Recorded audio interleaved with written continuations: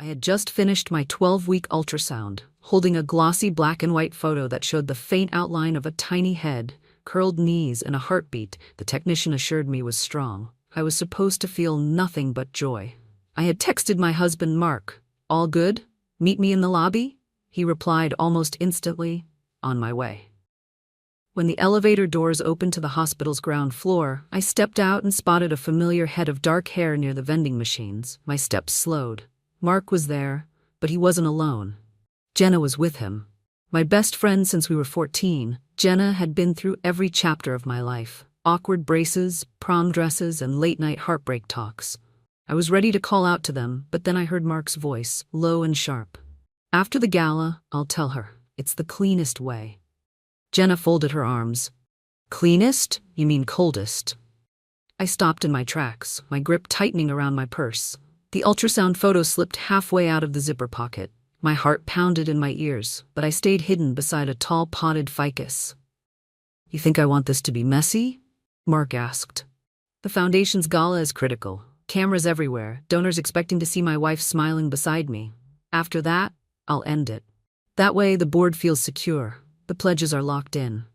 My throat went dry. This was my husband, talking about ending our marriage like it was a business transaction. "She's pregnant, Mark," Jenna said, her voice sharper now. "I know, it complicates things," he murmured. "Complicates things." That's what my baby was to him, a complication. The world kept moving around me, a volunteer pushing a cart of magazines, a nurse laughing down the hallway. But I stood frozen, every nerve on fire. Jenna's tone softened, but it still cut deep. "I'm not asking to be paraded around at your precious gala. I'm asking you not to lie to her face when you've already made your decision." Mark's jaw flexed. "Don't make me the bad guy. Don't make me the consolation prize." The words hit me like a punch. My mind flickered through memories. Sleepovers, college road trips, afternoons baking in my kitchen. I used to think nothing could come between us. But there they were, standing inches apart, discussing the destruction of my life like they were planning a weekend getaway. My phone buzzed in my pocket. A message from Mom, 2 states away. "How did it go, honey? Call me when you can." I couldn't answer. She was probably knitting the baby blanket she'd started when I told her I was pregnant. Pale yellow yarn for either boy or girl. If I told her what I was hearing now, I knew she'd drop her needles. Mark glanced toward the elevators, eyes scanning the lobby. I pressed closer to the plant, breath shallow. He didn't see me. Instead, he straightened his tie, the navy one I'd bought him because it made his eyes look kinder, and said to Jenna, "Meet me at the cafe near the garage in 20 minutes. We'll finish this there." I had no idea how I was going to walk out of that lobby without tearing my whole world apart in public. I forced my legs to move, each step like wading through wet cement. The lobby doors slid open and a gust of chilly afternoon air hit my face, grounding me just enough to keep going. My heart thudded against my ribs. I had the ultrasound photo clutched in my hand now, the paper slightly crumpled from my grip. I didn't head straight to the parking garage. Instead, I walked around the side of the building, my mind racing. Every image of Mark I had, the man who held my hair back when I got food poisoning on our honeymoon, who kissed my belly the night we found out I was pregnant, was being overwritten by the man I had just heard. When I finally reached the garage, I spotted him leaning against our car, scrolling his phone like he had all the time in the world. His face lit up with that same practiced smile when he saw me. "There you are," he said, kissing my cheek. "How was it?" "They said the baby's stubborn," I managed. My voice sounded normal, but inside, I was shaking. He chuckled. "Like you." I held up the ultrasound photo. "Meet our stubborn little miracle." He looked at it briefly before sliding it into his jacket pocket. "We should get going. Traffic's going to be bad." We walked in silence. The echo of our footsteps bounced off the concrete walls. When we reached the car, I couldn't hold it in any longer. "I heard you," I said quietly. Mark froze mid-motion, keys in hand. "What?" "In the lobby, with Jenna." His eyes hardened, the warmth vanishing. "You must have misunderstood." "Don't," I said, my voice sharper now. "Please don't lie." He lowered the keys, sighed. "This is complicated." "I'm carrying your child," I said. "That's not complicated." He glanced away. "We'll talk at home."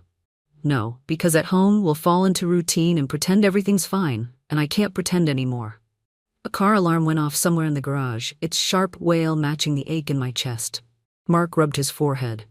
The gala is my one chance to secure the hospital wing. People's jobs depend on this. And I'm just, what, a prop?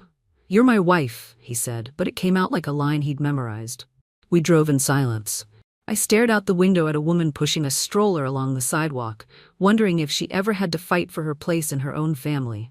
My phone buzzed. Jenna's name, a heart emoji, and, how's the bean? My stomach twisted. When we got home, Mark went straight to the bedroom, emerging minutes later with a small overnight bag. My breath caught. You planned this, I whispered. It's temporary, he said, until after the gala. Then, we'll figure it out like adults. He kissed my forehead as if I were a neighbor, not his wife, and walked out. I stood in the quiet apartment, the lemon scent of fresh cleaning heavy in the air. My hands were empty. But in that emptiness, something solid began to form. A plan. I picked up my phone and dialed the only person in Mark's family who cared more about truth than appearances, Aunt Lorraine. Tell me everything, she said, and I did, while already picturing myself walking into that gala with the kind of truth no one could ignore. By the time we hung up, I wasn't afraid anymore. I was ready. The apartment felt emptier without Mark's overnight bag in the corner, though it had only been gone for an hour. I sat at the kitchen table, the hum of the refrigerator loud in the silence, staring at the mug of tea I'd made but hadn't touched. Aunt Lorraine's voice still echoed in my head.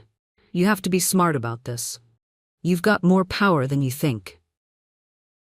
Lorraine was Mark's late father's sister, the kind of woman who wore orthopedic shoes with bold red lipstick and didn't hesitate to tell off rude cashiers.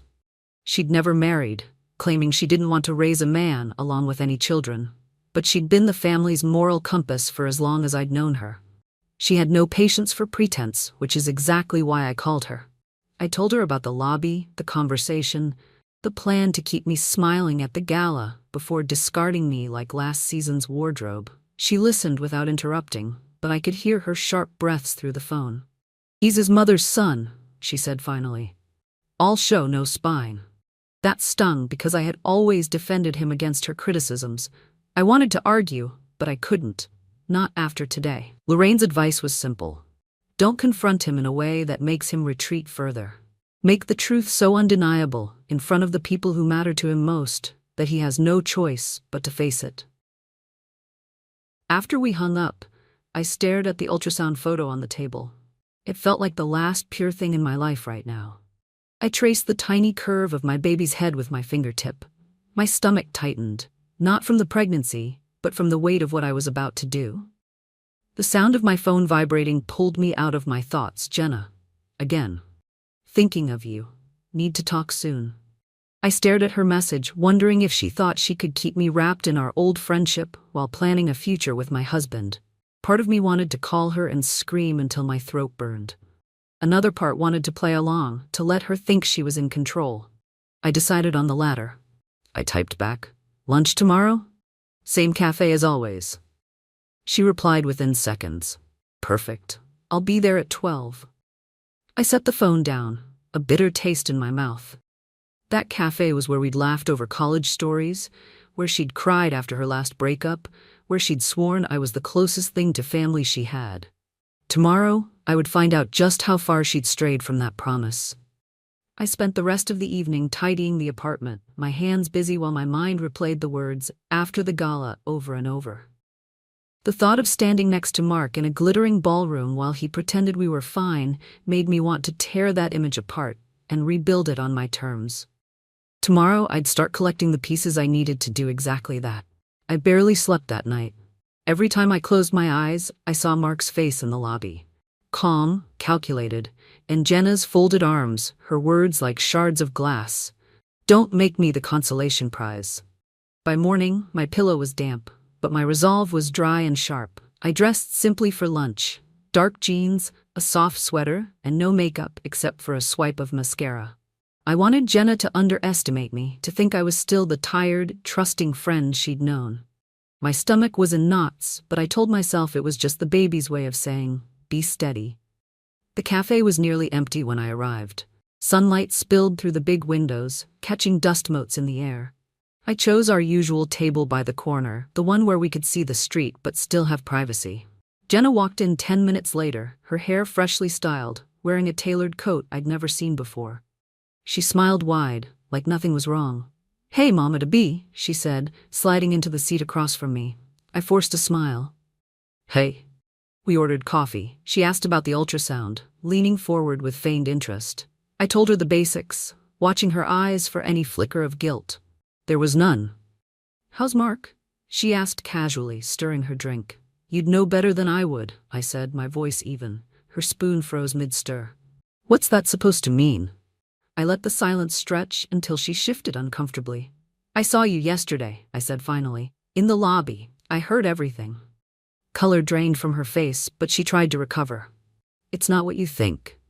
"Then explain it to me," I said, leaning forward. She fumbled for words, landing on the weakest ones possible. "We didn't mean for it to happen." "You mean you didn't mean to betray me? Or you didn't mean to get caught?" My voice was calm, but my hands were clenched under the table. Her eyes glistened, but no tears fell. "Mark says he's not happy. He says you've changed." I almost laughed. "I've changed because I'm pregnant, because I've been building a life for us while you've been waiting in the wings." She flinched but didn't deny it. The waitress came by to refill our cups, oblivious to the battlefield on our table. I took a slow sip, keeping my gaze on Jenna. "Here's what's going to happen," I said. "You're going to keep seeing him, if that's what you want. But you're going to do it knowing I know everything. And you're going to see exactly what happens when you both try to play me at the gala." Her brow furrowed. "What do you mean?" I smiled faintly. "You'll see." We finished lunch with strained small talk, but my mind was racing. I had confirmed what I needed. She felt entitled to him, and she thought I was still powerless. That belief would make her careless. As I left the cafe, the winter wind hit me, but it didn't chill me.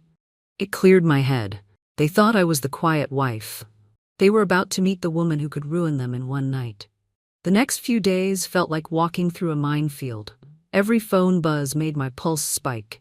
Every knock at the door had me bracing for Mark's return. Or worse, Jenna's smug face. But Mark stayed away, and Jenna didn't call. That silence gave me space to think. Aunt Lorraine checked in every evening. "You need to plan like a surgeon," she said on the third night.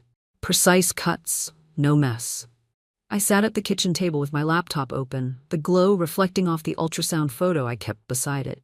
"How do you humiliate a man who's built his whole life on looking perfect?" I asked her. "You don't humiliate him," she said. "You reveal him. There's a difference. The first makes you look petty, the second makes you look strong." She had a point. I didn't want to be a tabloid headline about a pregnant wife's meltdown. I wanted the truth to speak for itself, loud enough that no one could ignore it. That night, I made a list. At the top, who will be at the gala? I included the hospital board, donors, local reporters, and a few political figures Mark had been courting. In the middle of the list, I wrote Evelyn Grayson in bold letters.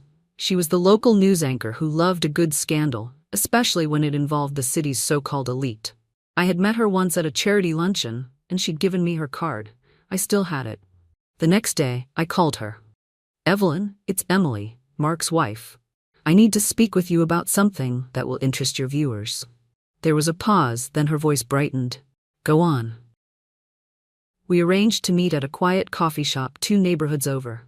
I didn't give her everything, just enough to make her curious. "Come to the gala," I told her. "You'll see it unfold yourself." She agreed, promising discretion until then. Back home, I took another step. I went to the boutique where I'd planned to get my gala dress. Instead of the pale blue gown I had originally considered, I chose a striking red one. Sharp lines, bold shoulders, a color that couldn't be ignored. "Power, not pity," I told the seamstress. She nodded knowingly. That evening, Mark texted for the first time in days. "Hope you're feeling well. I'll see you at the gala." "No, I miss you. No, how's the baby? Just logistics." I typed back, looking forward to it, and almost laughed at how much truth hid in that simple sentence. Later, I stood in front of the mirror, holding the dress against me. My reflection didn't look like the woman who hid behind a ficus in a hospital lobby. She looked like someone who was ready to walk into a room and set it on fire. Metaphorically, of course. In 3 days, the gala would happen, and with it, the moment Mark's perfect world cracked wide open.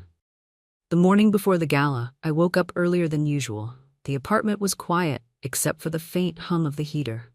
I sat at the kitchen counter with a notebook and pen, mapping out every detail. If I was going to make my move, I needed to be certain there were no loose ends. First, I confirmed the guest list with an old acquaintance from the hospital's volunteer committee. She thought I was just excited to see who would be there, so she freely told me that the mayor's wife, the hospital board, and several high-profile donors would attend. Perfect. Next, I prepared my evidence. It wasn't much, just a printed transcript of the conversation I overheard, typed out from memory. At the top, I wrote the date, location, and time. I also attached a short note. This is what your donations are supporting. Dramatic, maybe, but it would make people think twice about Mark's image as the devoted family man. I placed copies in an envelope for Evelyn and another for Aunt Lorraine, backup in case things went sideways.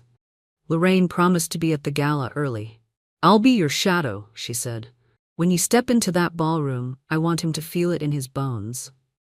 In the afternoon, I went to get my dress. The seamstress had worked magic. The red gown fit like it had been made for my body alone, flattering the curve of my belly without making me look fragile. When I stepped out of the fitting room, the seamstress smiled. "You're going to own whatever room you walk into," she said. That night, I took a long bath, letting the lavender-scented steam wrap around me. I thought about the woman I had been just a week ago. Soft, trusting, content to be in Mark's shadow. That woman was gone. In her place was someone sharper, someone who understood that survival sometimes meant stepping into the light and letting the truth burn. Before bed, I checked my phone. Another text from Mark. "Remember to smile tomorrow, it's important." I stared at it for a long moment, then typed back, "Don't worry, everyone will see exactly what they need to see." He replied with a thumbs-up emoji. I almost felt sorry for him, almost. I placed my phone on the nightstand, turned off the lamp, and lay back in the dark. I pictured the gala, the glittering chandeliers, the clink of champagne glasses, the polite laughter. And then I pictured the moment the mask slipped from Mark's face, the moment everyone saw him for what he really was. My heartbeat slowed. I wasn't nervous anymore. I was ready. Tomorrow night, I would walk into that ballroom not as his prop, but as the woman who ended his show. The night of the gala arrived with a thin layer of frost on the sidewalks and a sky so clear the stars looked like scattered diamonds. I stood by the bedroom mirror, fastening the last clasp on my necklace. The red gown fit perfectly, every seam sharp, every fold deliberate. It was the kind of dress that demanded attention, and tonight, attention was exactly what I wanted. Aunt Lorraine arrived early, her eyes widening as soon as she saw me. "If he has any sense left in him, he'll start sweating the second you walk in." "That's the plan," I said, handing her a small envelope. "This is your copy. Don't open it unless I signal." Lorraine tucked it into her clutch. "Got it. And Emily, remember, no tears tonight. Not in front of him. He doesn't get that power." The black car Mark had sent pulled up outside at exactly 6:30. He stepped out, looking every inch the polished host. Charcoal suit, polished shoes, the navy tie I once picked for him. His smile flickered when he saw Lorraine, but he quickly masked it. "Nice to see you," he said politely. She raised an eyebrow. "We'll see how long that lasts." During the ride to the Grand Harbor Hotel, the city lights blurred past the tinted windows. Mark chatted about the schedule for the evening. Speeches, a video presentation, a live auction. His voice was calm, but I noticed how he kept glancing at me in the reflection of the window. Maybe he was trying to read me. Good luck with that. The hotel's ballroom was already buzzing when we arrived. Crystal chandeliers cast golden light across white linen tables set with gleaming silverware. Waiters in black vests floated between guests, balancing trays of champagne flutes. "Smile," Mark murmured as we entered. I did. The kind of smile that doesn't quite reach your eyes. Cameras flashed as we walked in, and I felt every pair of eyes on my dress, my belly, my hand resting deliberately over it. Jenna was there, of course, at the far side of the room, in a glittering silver gown that looked expensive enough to buy a month's rent. Her gaze locked on me instantly, and for just a moment I saw her swallow hard. She didn't expect this version of me. Mark guided me toward a table near the front. Evelyn, the reporter, was already there, dressed in understated black, her eyes sharp and curious. I shook her hand and introduced her to Lorraine, then excused myself to freshen up before the dinner service. In the powder room, I stood before the mirror, smoothing my hair, my pulse steady. I pulled the transcript from my clutch and looked at it one last time. This piece of paper was my weapon, not to destroy him recklessly, but to strip away the illusion he'd built. When I stepped back into that ballroom, the first domino would fall. When I returned to the ballroom, the lights dimmed slightly as the master of ceremonies took the stage. Soft piano music played in the background, and the first course, delicate salads with edible flowers, was being served. Mark was already in conversation with a cluster of board members, his hand resting lightly on the back of my chair like a man staking a claim. I sat down, folding my napkin into my lap, nodding politely at the small talk around the table. Out of the corner of my eye, I saw Jenna approach. She leaned down, her perfume, floral with an edge of spice, filling my nose. "You look different," she whispered, her smile tight. I met her gaze. "So do you. Guess we both clean up well." Her eyes narrowed for a split second before she straightened and drifted away. I caught Evelyn watching the exchange, her pen already in her hand. The evening moved quickly. Speeches about hospital expansions, a slideshow of smiling children who'd benefited from donations, applause that rose and fell like waves. Mark took the stage to thunderous clapping. His voice was smooth, practiced, full of the kind of charm that had always impressed strangers. "As many of you know," he said, "my wife Emily has been my partner through every step of this journey." He gestured toward me, and the spotlight swept across our table. I smiled, the picture of a supportive spouse, but my heart beat like a drum. When he finished, the crowd rose for a standing ovation. He stepped down, walking straight to me, his hand warm on my shoulder. "Perfect," he murmured. But the program wasn't over. The final segment was a live auction, the energy in the room growing more electric with each bid. I waited until the second-to-last item, a weekend stay at a mountain resort, was announced. That's when I made my move. I stood up, clutch in hand, and walked toward Evelyn. I handed her the envelope with the transcript, my voice low but firm. "Now's your moment. Read it, and you'll know when to act." She nodded, slipping the envelope into her bag without missing a beat. Back at the table, Lorraine gave me the smallest of nods. The last auction item came up, a naming opportunity for the new hospital wing. Mark's pet project. The bids climbed higher, the crowd buzzing with excitement. Then Evelyn rose from her seat near the back, holding the paper in her hand. "Before we finalize this," she said, her voice carrying across the room, "I think the guests should know exactly who they're honoring tonight." A hush fell over the room. Mark's smile froze. I could almost hear the click of the first domino tipping over, and just like that, the perfect picture he'd painted began to crack. The silence that followed Evelyn's words was thick enough to choke on. Every head in the ballroom turned toward her, and even the waiters froze mid-step, their trays hovering in the air. Mark's jaw tightened, his eyes darting from Evelyn to me and back again. Evelyn's tone was steady, professional. "I received this tonight from someone in this room. It contains a transcript of a conversation between the gala's host and another guest, one that raises serious questions about honesty and integrity." She glanced at me briefly before continuing. "It would be irresponsible not to share it." She began to read. Each sentence was like a hammer strike. "After the gala, I'll tell her. The foundation is counting on my image. It's business." Gasps rippled through the crowd. People exchanged looks, whispers hissing like wind through dry leaves. Mark stood abruptly. "This is outrageous," he said, his voice pitched higher than usual. "This is a private matter." Evelyn didn't stop. She read Jenna's line about not wanting to be the consolation prize. That one landed hard. I saw the mayor's wife lean toward her husband, murmuring something behind her hand. Jenna, who had been standing near the dessert table, looked like she might bolt for the door. Her cheeks burned crimson, and her hands twisted the strap of her clutch. "Enough!" Mark barked, but Evelyn finished the last line before calmly folding the paper. "The public deserves transparency, especially when public trust and donations are involved."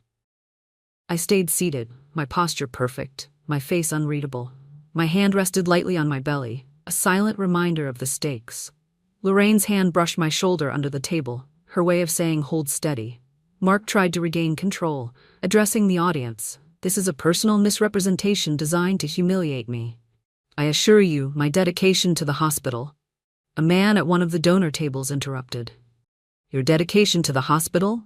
Or your dedication to deceiving your wife while parading her in front of us? The room erupted in low, angry voices. Mark's composure cracked further. I could see the sweat at his hairline, the way his fingers flexed restlessly. Evelyn thanked the guests for their attention and sat down. The master of ceremonies, looking pale, mumbled something about concluding the auction and moved things along, but the energy had shifted completely. The polite applause was gone, replaced by tension so sharp it could cut glass. I glanced across the room at Jenna. She wouldn't meet my eyes. Good. Let her stew in the mess she helped create. Mark leaned down to me, his whisper harsh. What have you done? I turned my head slightly, meeting his glare with calm. Just told the truth. Exactly like you told me to smile tonight, so everyone could see what they needed to see. For the first time, Mark had no words. Mark's silence didn't last long. He straightened, plastering on a smile that looked more like a grimace. Ladies and gentlemen, he said, his voice carrying over the murmur of the crowd, we're here tonight for the hospital, not for gossip. But the damage was done. Several donors were already pushing back their chairs, murmuring about leaving early. The mayor's wife excused herself, her diamond earrings catching the light as she turned away. Lorraine leaned toward me. You see that? That's the sound of his empire cracking. Mark tried to salvage the night, shaking hands with anyone who would still meet his gaze, but his charm was brittle. I watched him approach a longtime donor, only for the man to step back and say, I don't appreciate being part of a charade. Across the room, Jenna was cornered by Evelyn. The reporter's pen was moving fast, and Jenna's nervous laughter didn't mask the tremor in her voice. She glanced toward Mark as if for rescue, but he avoided looking at her. Dinner plates were cleared in awkward silence, and the jazz trio in the corner played on as if nothing had happened. I sipped water, letting the chaos swirl around me. Every so often someone would come by our table.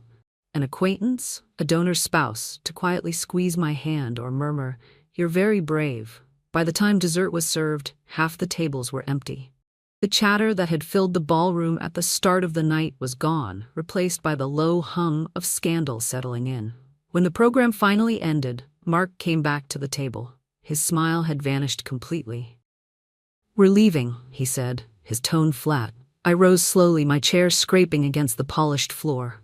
Lorraine followed close behind. Cameras still flashed as we walked out, but I held my head high, the red dress aflare in the dim hallway. In the lobby, away from the ears of the remaining guests, Mark spun to face me. "Do you have any idea what you've done to my career?" I met his glare without blinking. "Yes, I ended the part where you could lie to everyone and still win." His jaw clenched. "You've embarrassed yourself." "No," I said quietly. "I exposed you. There's a difference." Lorraine stepped in between us. "She doesn't owe you another word, Mark. Go lick your wounds somewhere else." He looked like he wanted to say more, but the sound of Evelyn's voice nearby, thanking a cameraman, made him think twice. He turned on his heel and strode out into the night. I exhaled slowly, my shoulders loosening for the first time all evening. Lorraine squeezed my hand. "That was just the beginning, you know?" I nodded. "I know, but it's enough for tonight." As we stepped outside into the cold air, I realized I hadn't just survived the night. I'd taken the first step toward taking my life back. The morning after the gala, the story had already spread like wildfire. I woke to a dozen missed calls, my phone vibrating every few minutes with new notifications. Half were from numbers I didn't recognize, reporters, I guessed. The rest were from friends, some offering sympathy, others fishing for details. Lorraine had stayed over, sleeping on the couch. She emerged from the kitchen with 2 mugs of coffee and a satisfied grin. "Front page of the local paper," she said, handing me one. "They used a photo of you in that red dress. Headline says, 'Gala turns to drama as host's marriage scandal erupts.'" I took the mug, feeling a strange mix of relief and dread. The truth was out, but so was my private life. "Do they mention?" She shook her head. Nothing about the baby. Evelyn kept that out. Smart woman. I silently thanked Evelyn for that small mercy. My child didn't need to be part of the public spectacle. Around mid-morning, the doorbell rang. I opened it to find Jenna on the doorstep, sunglasses hiding half her face. "We need to talk," she said. Lorraine appeared behind me like a shadow. "No, you need to leave," she said. "It's fine," I told her quietly, though my pulse quickened. "Give us a minute." Lorraine narrowed her eyes but stepped back, lingering within earshot. Jenna slipped off her sunglasses, revealing eyes rimmed red from either crying or lack of sleep. "I didn't think it would go that far," she said. "You humiliated both of us." I folded my arms. "No, Jenna, you humiliated yourself when you decided my husband was yours to take." She flinched. "It wasn't about taking him. We just connected." I laughed bitterly. "Connected? Like wires crossed in a short circuit?" Her lips pressed into a thin line. "He told me you were drifting apart, that you weren't there for him anymore." I felt the sting but didn't let it show. Maybe I wasn't there the way you were, but I was carrying his child and running our life while he chased donors and you chased him. She looked away, shame flickering across her features. "So what now? You got your revenge." "This isn't revenge, Jenna, it's boundaries, and mine no longer include you." Her jaw tightened. "You'll regret this." I met her gaze, unflinching. "The only thing I regret is letting you close enough to betray me." Lorraine stepped forward, crossing her arms. "Doors that way." Jenna left without another word, the click of her heels fading down the hallway. I closed the door, leaning against it for a moment. My chest rose and fell slowly, each breath feeling like fresh air after a storm. Lorraine gave me a nod of approval. Cutting Jenna out was like pulling a thorn embedded deep. Pain at first, but the kind that makes space for healing. By noon, the phone calls had slowed, but my inbox was overflowing. There were messages from old coworkers I hadn't heard from in years, a few from distant relatives offering their thoughts and prayers, and one from my mother asking if she should drive down. I called her back. She didn't even say hello, just, "I read the article. Are you okay?" "I'm fine," I said, though my voice wavered. "The baby's fine." She exhaled audibly, the kind of breath you hold without realizing it. "That's all that matters. The rest, we'll handle it." I told her she didn't need to come yet, but I knew she was already packing a bag. That was my mom. If her kid was in trouble, she showed up. After we hung up, I decided to step outside for some air. The cold bit at my cheeks, but it felt good. I walked to the small park a few blocks away, the one with the creaky swings and the fountain that only ran in summer. Sitting on a bench, I pulled my coat tighter and let myself just breathe. That's when my phone buzzed again. A text from an unknown number. "We need to talk." "Tonight. Condo." It didn't take a genius to know it was Mark. I stared at the screen for a long moment, debating whether to even respond. Then I typed back, "Fine. 7 p.m. The rest of the afternoon felt like waiting for a storm to hit. Lorraine insisted on coming with me, but I told her no. If he's going to say what I think he's going to say, I need to hear it without an audience. At 6:45, I drove to the condo. The building was sleek and modern, a far cry from our cozy apartment.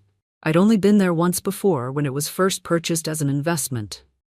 Now it looked lived in. Shoes by the door, a throw blanket on the couch, a coffee mug in the sink. Mark was standing by the window when I walked in, hands in his pockets.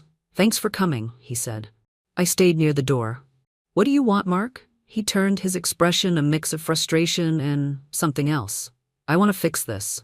I almost laughed. "You want to fix your image, there's a difference." He stepped closer. "Emily, I made a mistake." "No," I cut in. "You made a series of choices. Don't call it a mistake just because it blew up in your face." His jaw tightened. "I don't want a divorce." "That's nice," I said evenly, "because you're getting one anyway." For a second, we just stood there, the space between us heavy with everything unsaid. Finally, he looked away. "I'll call my lawyer." I nodded once and walked out without another word. As the elevator doors closed, it felt like I was stepping into sunlight after months underground. The day after I told Mark I wanted a divorce, I woke up feeling clear. Not happy, exactly, but untangled. There was no more wondering if I should forgive him, no more mental gymnastics trying to justify his choices. The path ahead was painful, but at least it was mine. Lorraine celebrated by making pancakes in my kitchen. New beginnings require carbs, she declared, flipping one onto my plate. Between bites, I opened my laptop and started researching divorce lawyers. I wanted someone who wouldn't be intimidated by Mark's charm or connections. That's when I remembered Dana Whitmore, a woman I'd met years ago at a charity brunch. She'd left corporate law to specialize in representing women in high-profile divorces. I called her office and was surprised when she answered herself. "Emily? I heard about the gala. I'm sorry you had to go through that." "I'm not sorry anymore," I said. "I just need to make sure I do this right." We arranged to meet the next morning. That afternoon, I received a call from Evelyn. "I wanted to thank you for trusting me," she said. "The fallout from the gala is bigger than you probably realize. The hospital board has called an emergency meeting." "Does that mean Mark's losing his position?" I asked. "It means they're questioning whether he should keep it," she replied. "But either way, his days of playing the golden boy are numbered." After we hung up, I sat quietly for a moment. It hit me that Mark's downfall wasn't just personal, it was professional, and it was going to ripple through every part of his life. In the evening, I got another message, this one from an unknown number again. "We need to talk." "Just us?" I deleted it without replying. Lorraine noticed. "You're done letting him control the narrative, aren't you?" "Exactly," I said. "From now on, I set the pace and the rules." I went to bed early that night, but before I fell asleep, I pulled out the ultrasound photo from my nightstand. I traced the tiny shape on the paper and whispered, "We're going to be okay." The next morning, I woke with a new idea, one that had been quietly forming in the back of my mind since the gala.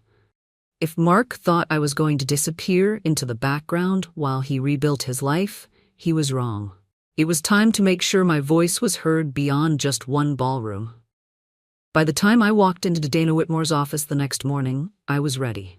The space was modern and minimal. Glass walls, polished wood floors, and sunlight streaming in from the city skyline. Dana greeted me with a firm handshake and a warm, assessing smile. "I've read the headlines," she said as we sat down, "but I want to hear your version, every detail." I told her everything, from the ultrasound appointment to overhearing Mark and Jenna in the lobby to the gala and Evelyn's intervention. She listened without interrupting, jotting notes occasionally. When I finished, she closed her notebook. "You have two advantages here. 1, public sympathy is on your side. 2, you've already documented a pattern of deceit.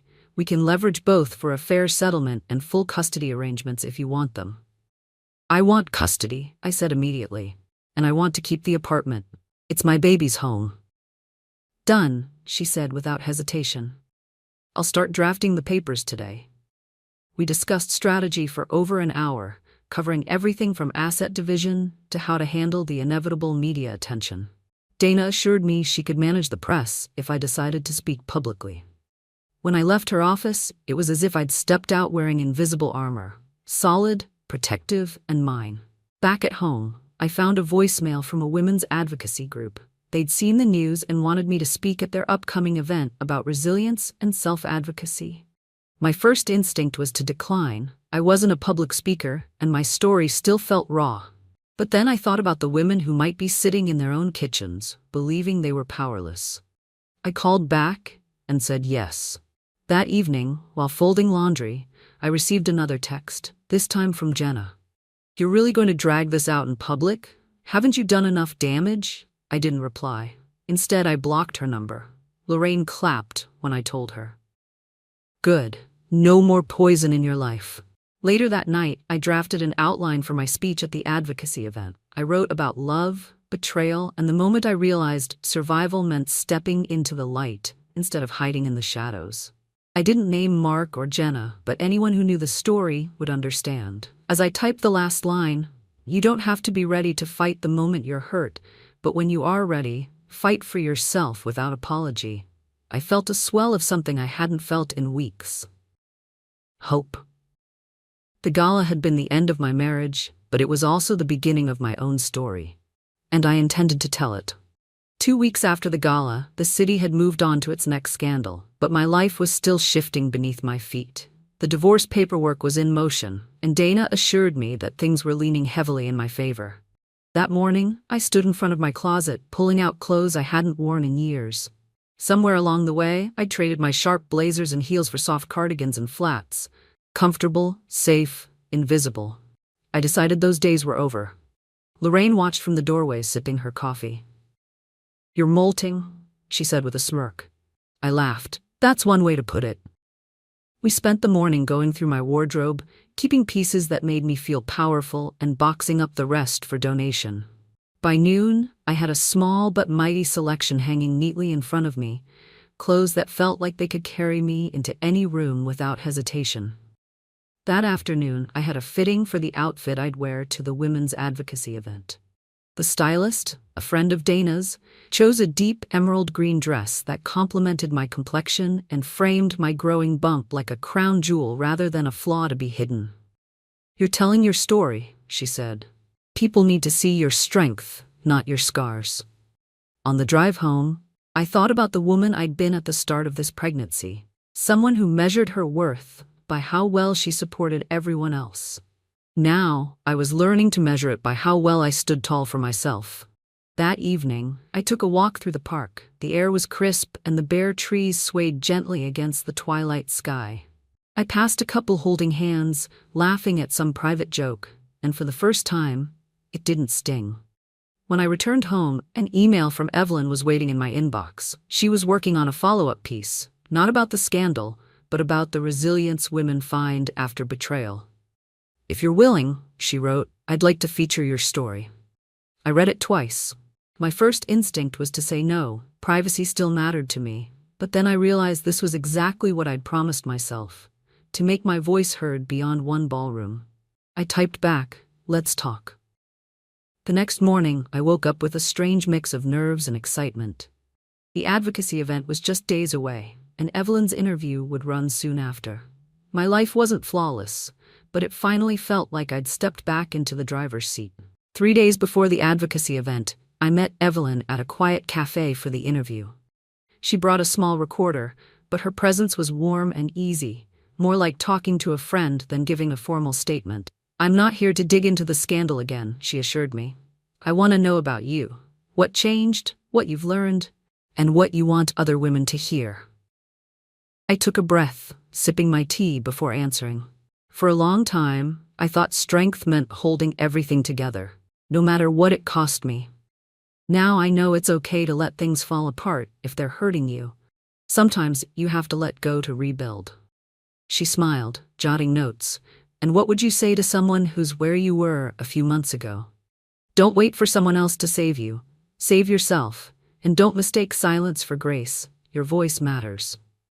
When the interview wrapped, Evelyn promised the piece would focus on hope, not humiliation. I believed her. On the day of the event, the hotel conference room buzzed with energy. Rows of chairs were filled with women of all ages, some in business attire, others in jeans and sweaters. At the front, a banner read, "Rise Again, Stories of Strength." Lorraine sat in the second row, giving me a thumbs up as the host introduced me. My palms were damp, but the moment I stepped onto the stage and saw those expectant faces, the nerves melted into something steadier. I spoke about the day in the hospital lobby, about the betrayal, and about the choice to turn that pain into power. I didn't give names, but I saw recognition in the nods and the tears in the audience. Halfway through, a young woman in the back stood up, her voice shaking. "How did you find the courage to do what you did?" I smiled at her. I remembered that I wasn't just fighting for myself. I was fighting for the kind of life I wanted my child to see me living.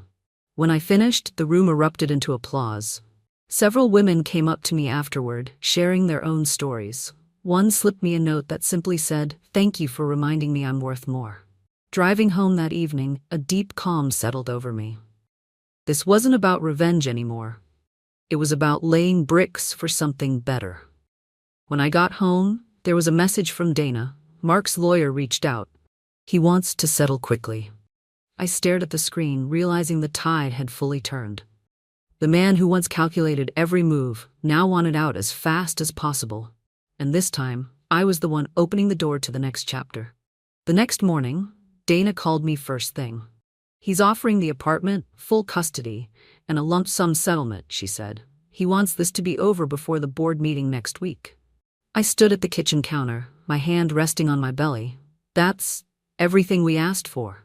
It is, Dana confirmed. But it's also him trying to salvage whatever's left of his reputation before more details come out. I didn't need to think long. Accept it, but I want it in writing that he waives any right to contest custody later. You'll have it, she said. Lorraine was thrilled when I told her. Quick surrender. He's not used to losing, Emily. You've thrown him completely off his game. While Dana handled the paperwork, I decided to focus on something else entirely. Closure. Not just legal closure, but the kind that would let me walk away without unfinished business. That afternoon, I went to the storage unit where Mark had kept boxes of our shared life. Wedding photos, vacation souvenirs, his old college trophies. I opened the boxes one by one, separating what I'd keep for my child's future from what I'd leave behind. It was strangely freeing, choosing only what truly carried meaning for me. In one box, I found the anniversary note I'd written him years ago. We're a team, no matter what. I stared at the words for a long time before tucking the card into a folder labeled Lessons Learned. Later, Dana emailed me the final draft of the settlement. I read it carefully, line by line. There it was in black and white. The apartment was mine, full custody granted, and a generous lump sum to secure the baby's future. I signed without hesitation. That evening, I got a text from an unknown number again. It was Mark this time, I was sure. I hope someday you can forgive me. I didn't reply. Forgiveness wasn't something I owed him. Instead, I called Evelyn. The settlement's done, I told her. I want your article to end with that. Not as a victory over him, but as a reminder that walking away can be the win.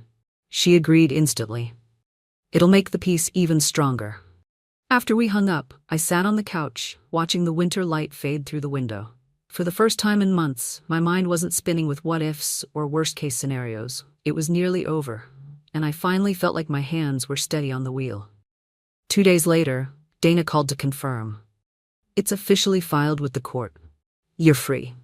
The word free hit me harder than I expected. I had been so focused on the fight, on each step, each strategy, that I hadn't stopped to imagine what it would feel like when it was over. Lorraine insisted we celebrate. She took me to a small Italian restaurant tucked into a quiet corner of the city. Over pasta and sparkling water, she raised her glass. To freedom, to the baby, and to never letting anyone dim your light again. I clinked my glass against hers, to turning the page. That night, when I got home, I opened the windows and let the crisp winter air sweep through the apartment. It felt symbolic, airing out the last traces of a life that no longer had a place here. The next morning, Evelyn's article went live. The headline read, From Betrayal to Bravery. One woman's journey to reclaim her life. There were no cheap jabs, no sensationalized quotes, just the story of a woman who faced betrayal and chose herself. The reaction was overwhelming. My inbox filled with messages from women across the country, thanking me for speaking out. Some shared their own stories, others just wanted to say they were inspired. In the afternoon, I got a call from the advocacy group.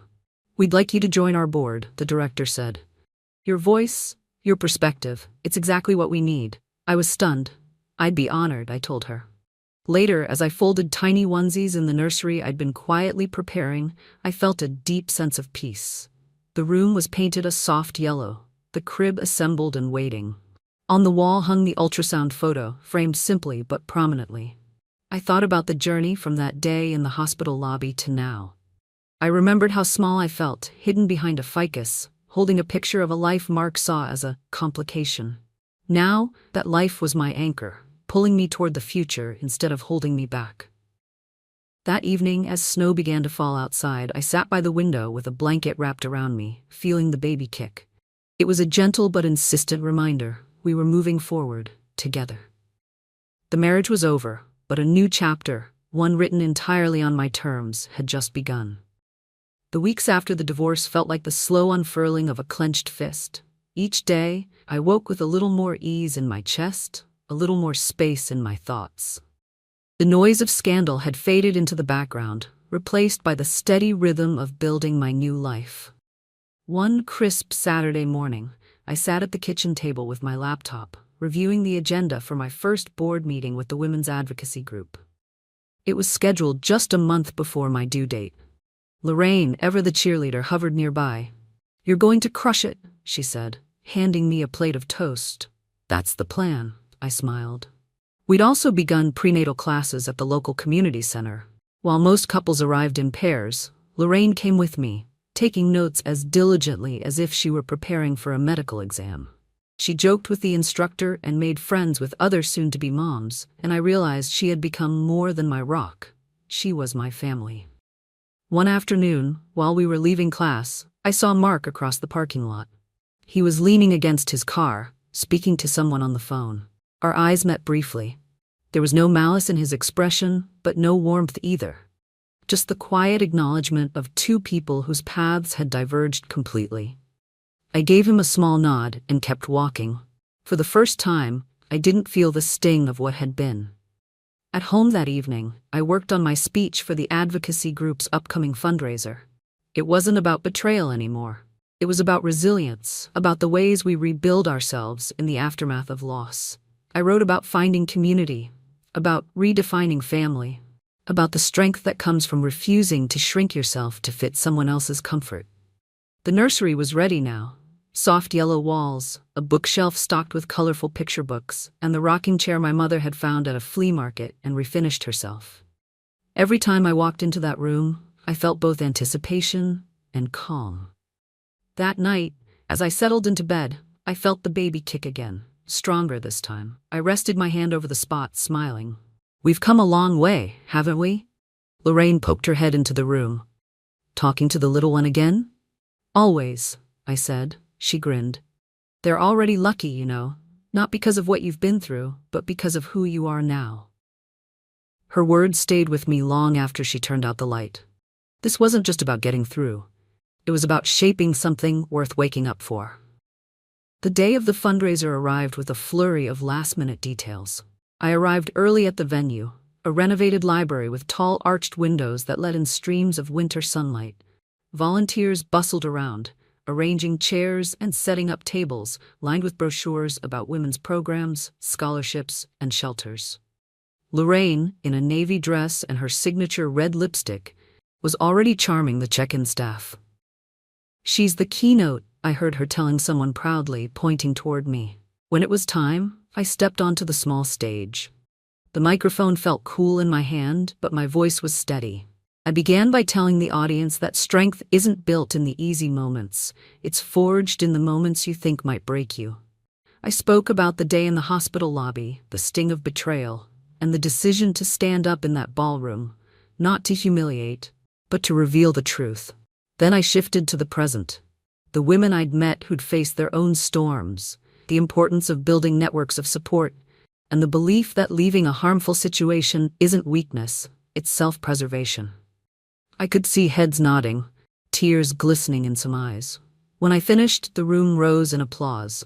People came forward to shake my hand, to thank me for speaking, to tell me their stories. I realized then that my pain had become something more, a bridge for others to find their own courage. After the event, as I gathered my notes, the director of the advocacy group approached. "We'd like you to lead a new mentorship program for women starting over," she said. I accepted without hesitation. That evening, back at home, I changed into comfortable clothes and sank into the rocking chair in the nursery. The late afternoon light slanted across the yellow walls, and the baby shifted gently under my hand. Lorraine appeared in the doorway, holding 2 mugs of cocoa. "You did good today," she said, handing me one. I smiled. "We did it together. You've been here for every turn." She sat in the chair beside me, and I'm not going anywhere. For a while we sat in comfortable silence, the only sound the soft creak of the chair and the distant hum of the city outside. I thought about the arc of the past months, from the uncertainty in that hospital lobby to the steady ground I stood on now. I had been broken open, yes, but what filled that space was stronger, brighter, and unshakable. As the baby kicked again, I whispered, "We're not just going to be okay, we're going to thrive." Lorraine raised her mug. "To a life built on your own terms." I clinked mine against hers, the warm cocoa sweet on my tongue. For the first time in a long time, the future didn't just feel safe, it felt like it was truly mine.